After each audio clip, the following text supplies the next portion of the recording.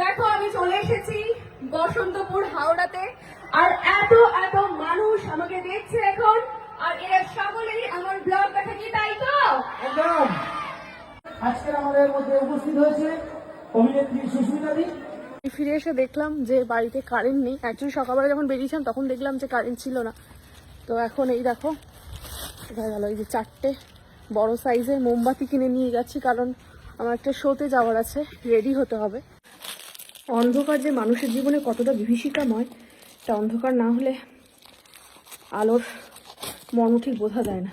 উফ, ফাইনালি শান্তি পেলাম। যেহেতু শো আছে তাই গান প্র্যাকটিস করছি এইরকম মোমবাতি জেলে। যে কোনো প্রতিবন্ধকতা আসুক না কেন, আমাকে কখনো হার মানাতে পারেনি, পারবেও না।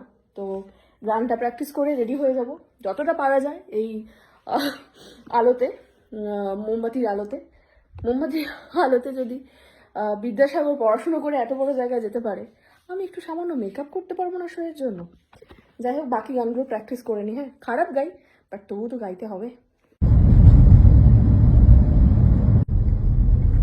সংস্কৃতি মেলার প্রথম দিনের অনুষ্ঠানে আজকের আমাদের মধ্যে উপস্থিত হয়েছে অভিনেত্রী সুস্মিতা দি। ওনাকে সঙ্গের পক্ষ থেকে বরণ করে নিলেন।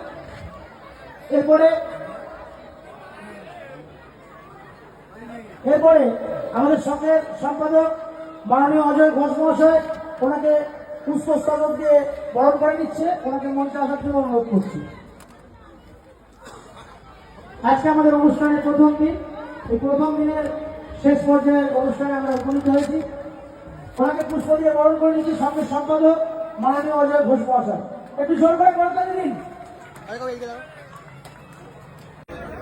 হ্যালো গাইস, দেখো আমি চলে এসেছি বসন্তপুর হাওড়াতে, আর এত এত মানুষ আমাকে দেখছে এখন, আর এরা সকলেই আমার ব্লগ দেখা কি, তাই তো? একদম।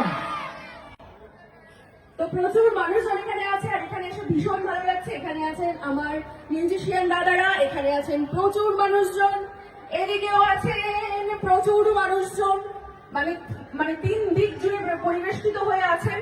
এখানে সকলেই আছে, সকলে হাই বলছে। তো এই ব্লগটা তোমরা সকলে ওয়েট করো, নিজেদেরকে দেখতে পাবে আমার ব্লগে। খুশি তো?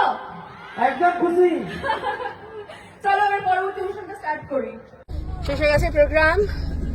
এখানে সকলে এই যে ভিড় করে আছে। গাড়িটা গো কি করে গো, হ্যাঁ ভিড় ঠেলে ব্যাপারটাকে